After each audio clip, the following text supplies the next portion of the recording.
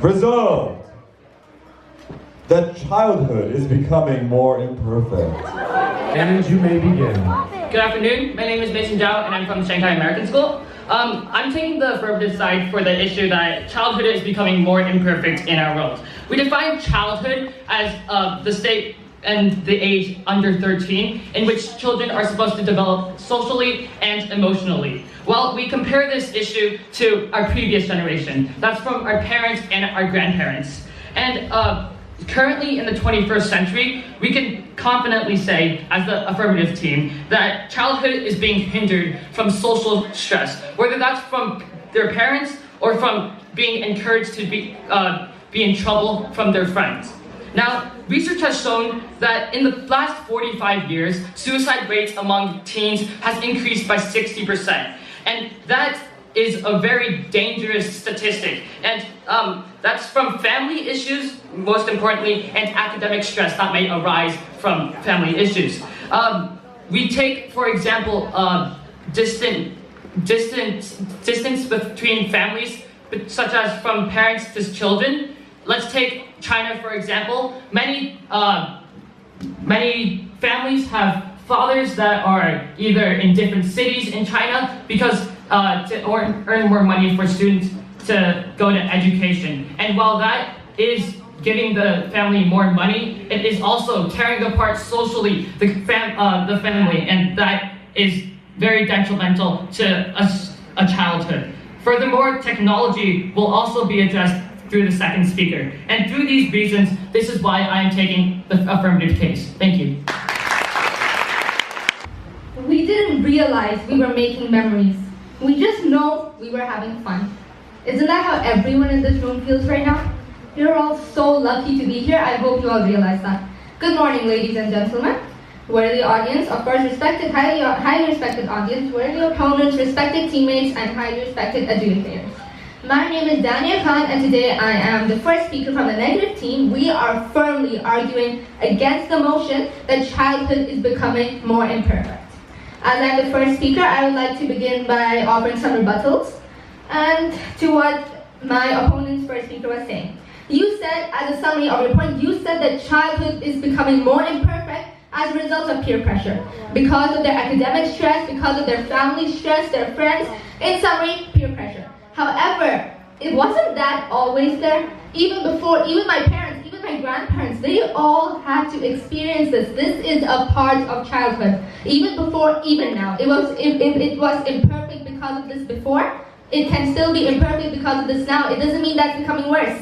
And also how a child reacts to peer pressure, that depends on them. That depends on their own response.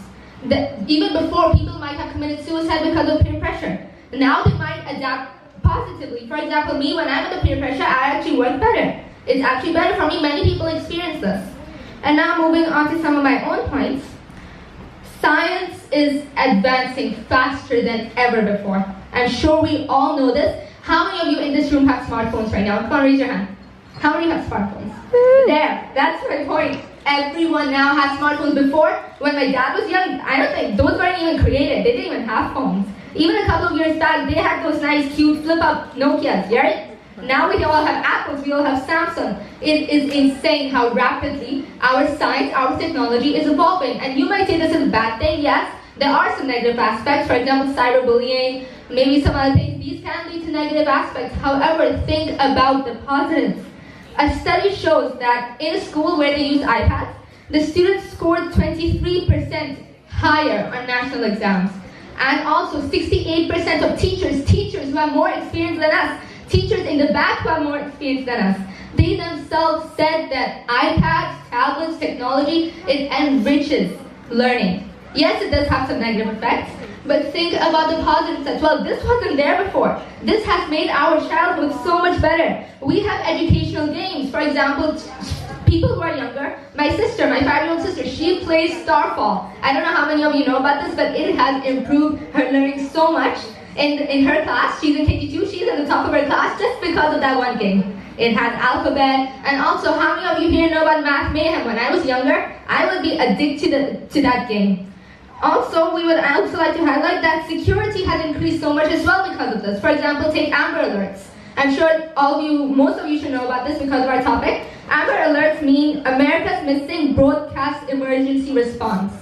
When someone goes missing or a child in America goes missing, they issue a response which appears on everyone who has surveyed for this. It appears on their smartphone, that person went missing. And this has helped so much. The smallest crimes, a child got kidnapped, even if it wasn't with a bad intention, even if it wasn't to kill them or rape them, even that, it helped increase clearance rates so much just because of one emergency response. Imagine how much we can evolve to this in the future as well. You might say that, yes, I agree, it does have negative effects. It does. Cyberbullying, maybe other worse things. It could increase suicide rates. Yes, it can. We all know this. But then if we have evolved so much in the past and if we have adapted to this, why can't we adapt right now?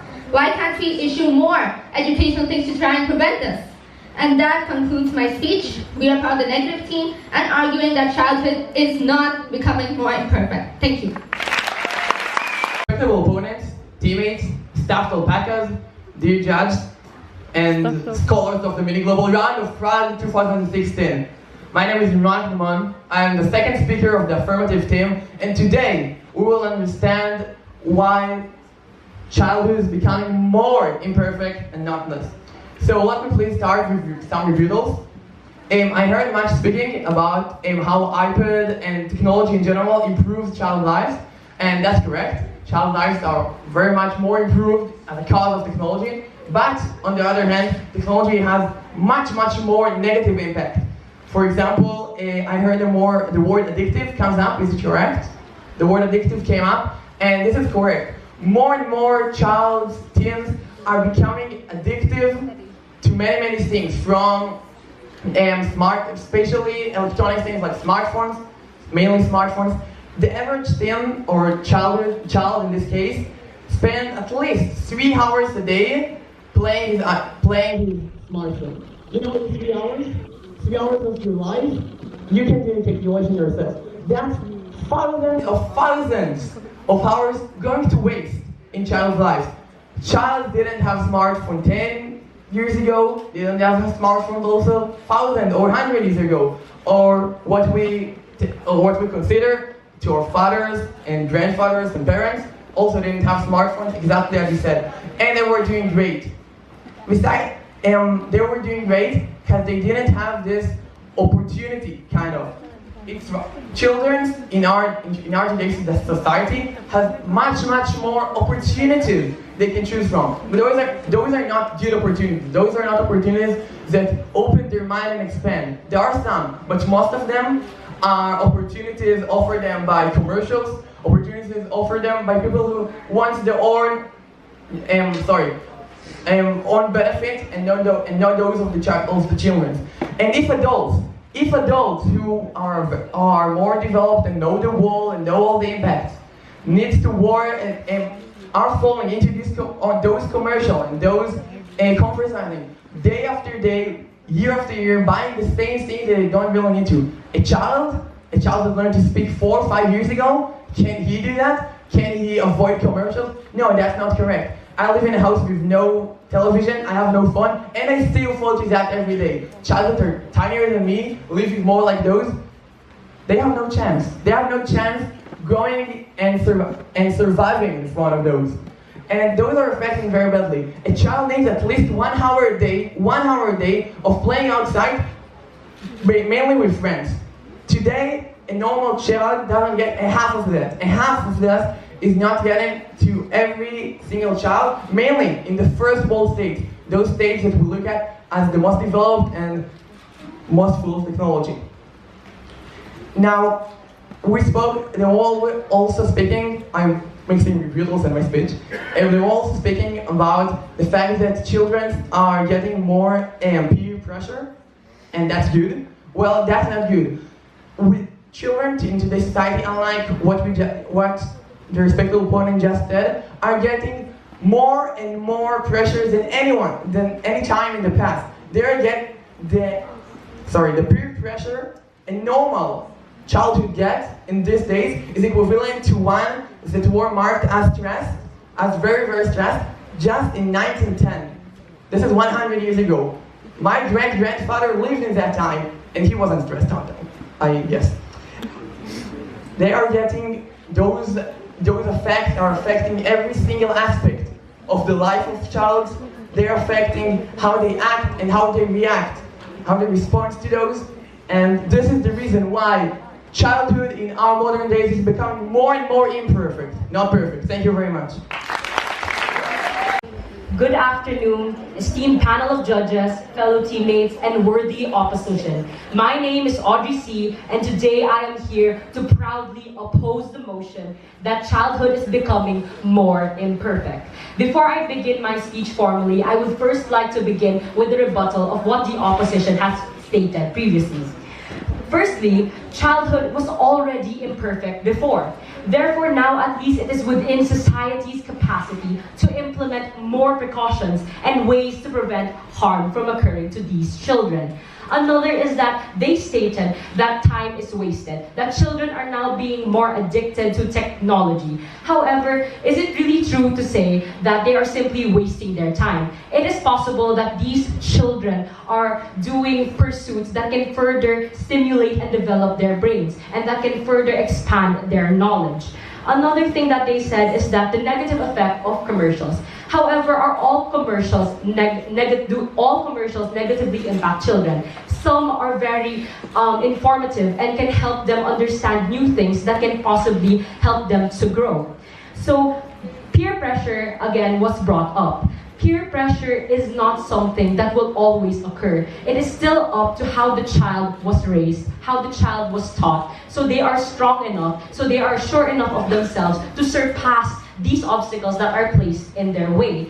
Obstacles, problems, all of this is part of life. It happened before, it's happening now. It is up to these children to find the strength to overcome these, because they will always experience these in life.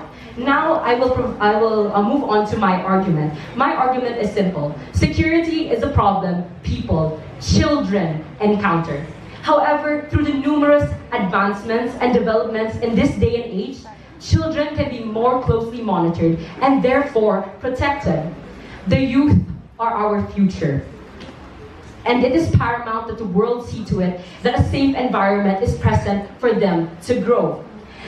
This is clearly seen that parents, even the school, everyone that are part of the child's life, see to it that they grow in a way that they can contribute to society, which is incredibly important. For isn't it the goal of each child that we want to achieve something in life? Don't all of us seek success? Don't we want to find our own path in life that we will contribute to not only our own growth, but to the growth of society?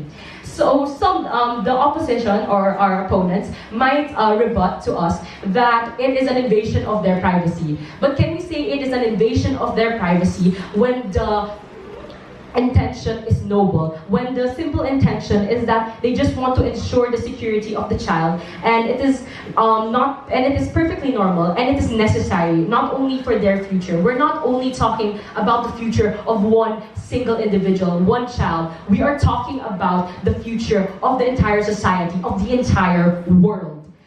To compare this generation to the old would be to simply limit would be a simple limitation to these children, and would encourage them to not utilize all the resources at their disposal. All of these technological advancements, all of the things that we see today that may be seen in a negative light can actually contribute to their growth. If we say that if we say that this generation should be like the old, aren't we saying that you should conform to the old standards and not the standards that are set to us today?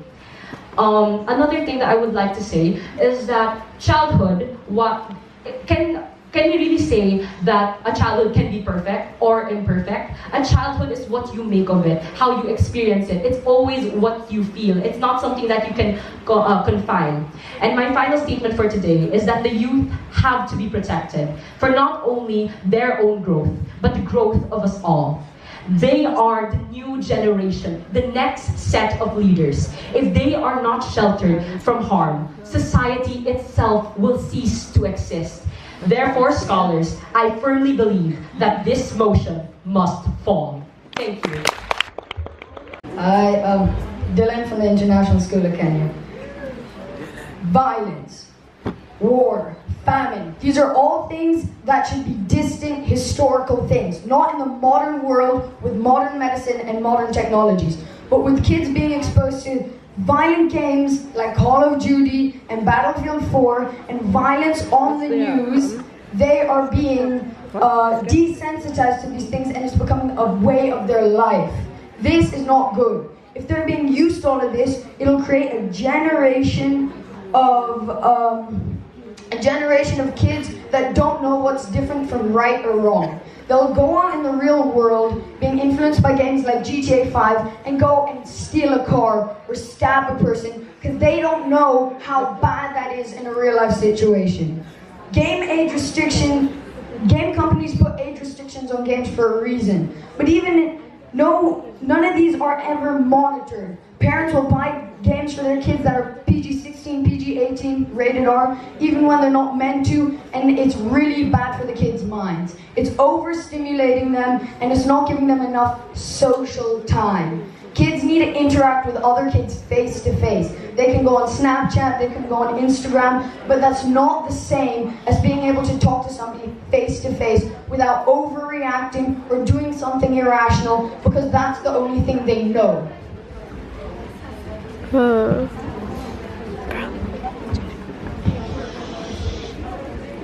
A previous speaker stated that kids are able to overcome these challenges that have come with modern day technology and things, but I completely disagree with that.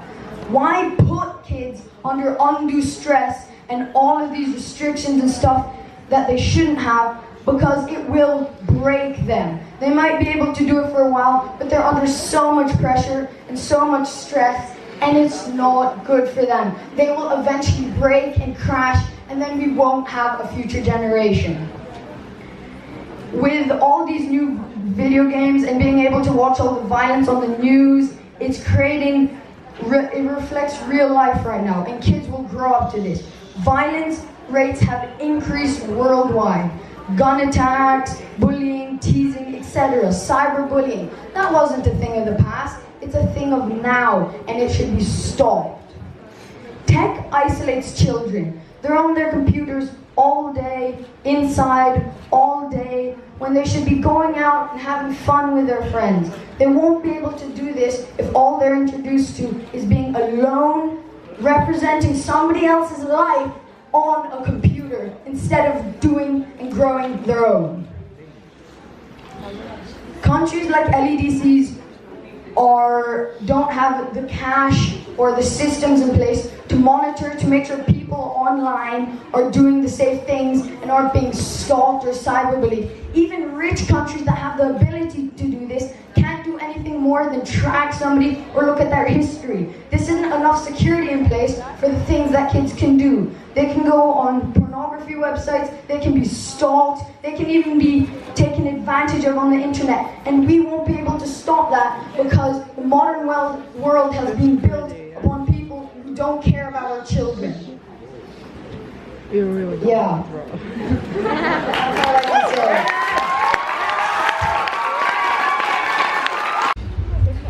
Good afternoon, ladies and gentlemen.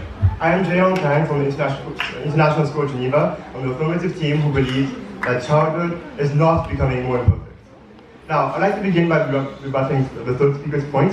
He said that kids nowadays are being influenced by all these violent things that we see on the media and violent games. But in the past, there was actual violence, actual war happening around these kids. And I would like to, the motion says that childhood is becoming more imperfect. The emphasis on more imperfect, meaning an increase from the past.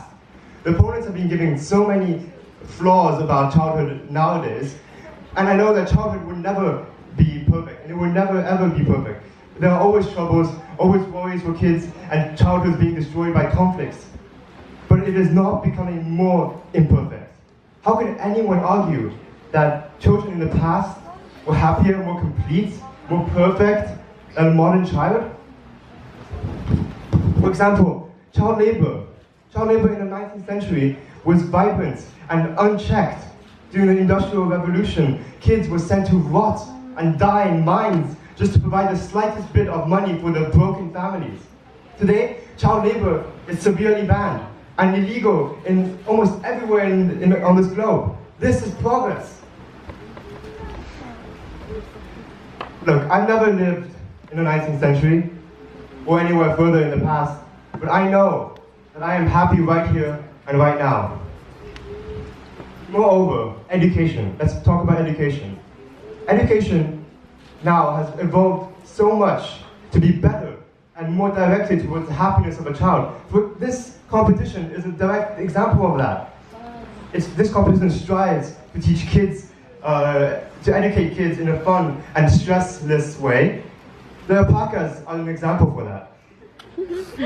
Children nowadays are so much happier going to school without the horrible practices such as beating kids whenever they fail that we had in the past. I am much happier now. Mothers, fathers, teachers, look around you at the kids that you care about, the children that you love. Wouldn't you do anything to make them happier, to make their childhood more perfect? Yes, you would. Anyone would. As a community, as a species, we are constantly trying to improve our children's lives, and we are succeeding. Thank you.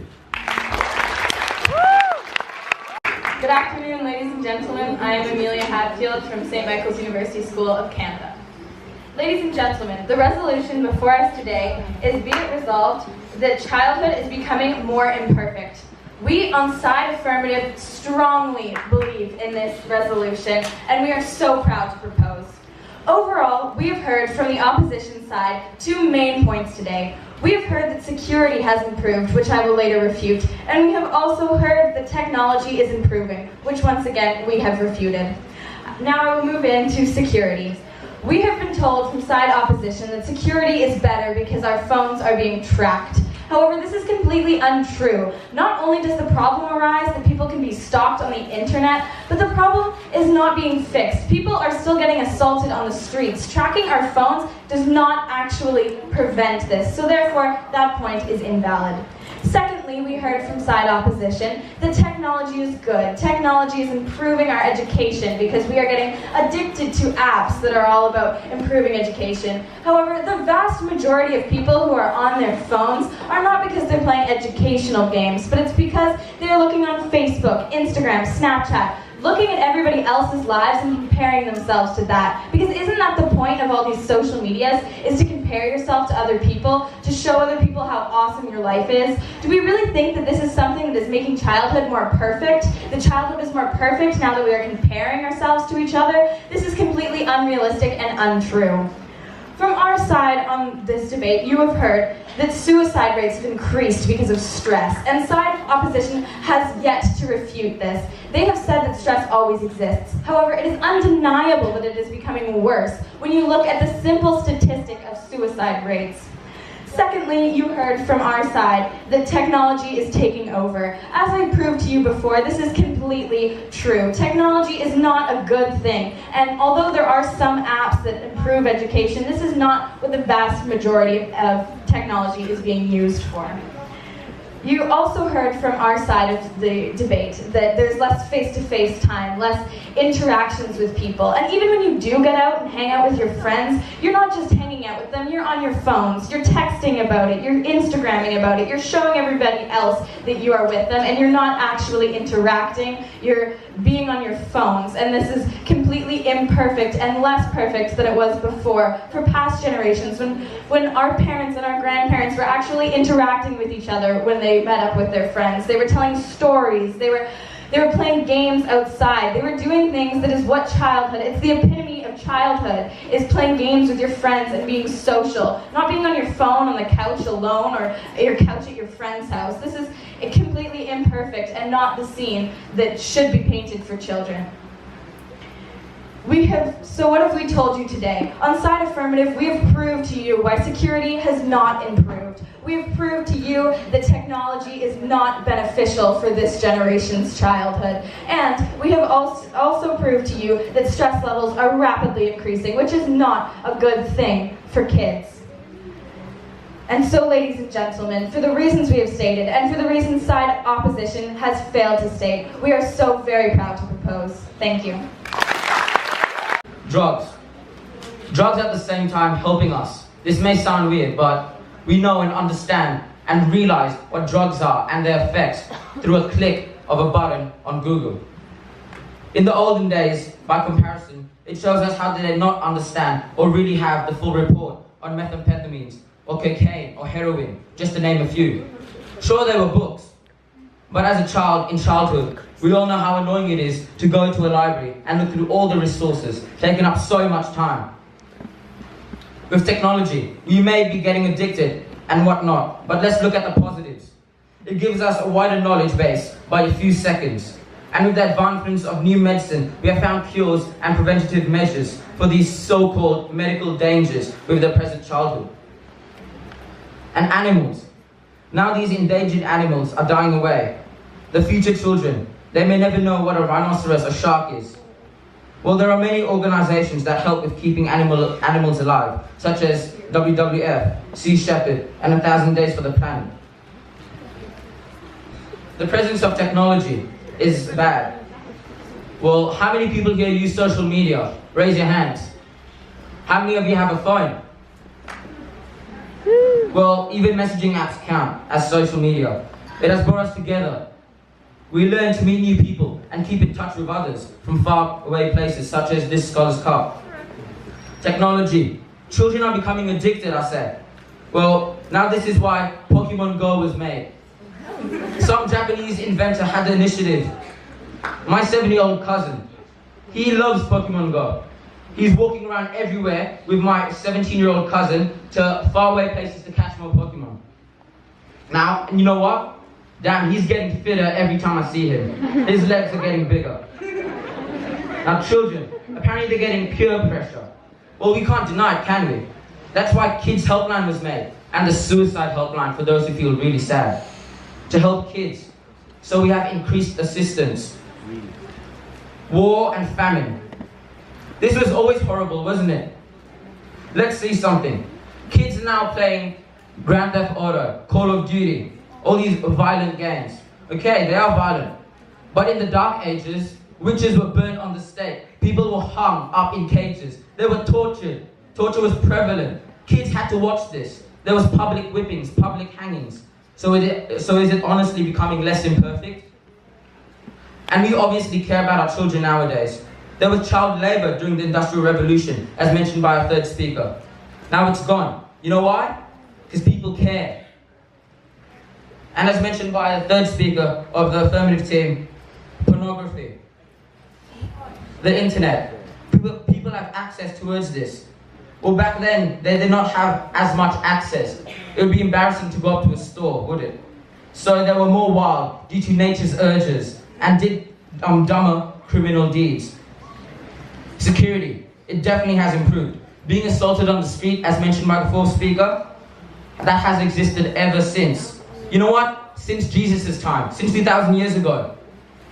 Showing more people you are interacting on social media when you are texting with your friends, this pushes us to become more social with the people we don't want to be. The opposing team keeps saying time and time again that technology is a detriment. But the benefits of technology far surpasses the negative sides. I'm almost completely sure that everyone in this room would not think their lives would be better without technology. It's brought us closer together. We may say exposure is bad and dangerous with technology arising. Well, let's look at some ideas here. By restricting children, they may never know and understand the meaning of drugs, true love, parties. So when they become adults, they may very well become absolutely reckless. We don't want this from our adult children when they grow up. Now to summarize my team's case, our first speaker said that science is advancing very fast and that technology is evolving. The second speaker said security is a problem, and third speaker said child labor is prevalent. Thanks. Both teams did very well. I want to re-emphasize it that in all speeches I started writing something, but they were so good, they were so phenomenal from both teams that I just stopped writing and doing anything and just listening to them and how they use their expressions, their organization, their context, and how they connected with the audience. And the winner, by a very, very thin margin. And again, both teams did very well. But the winner tonight is the negative. Woo!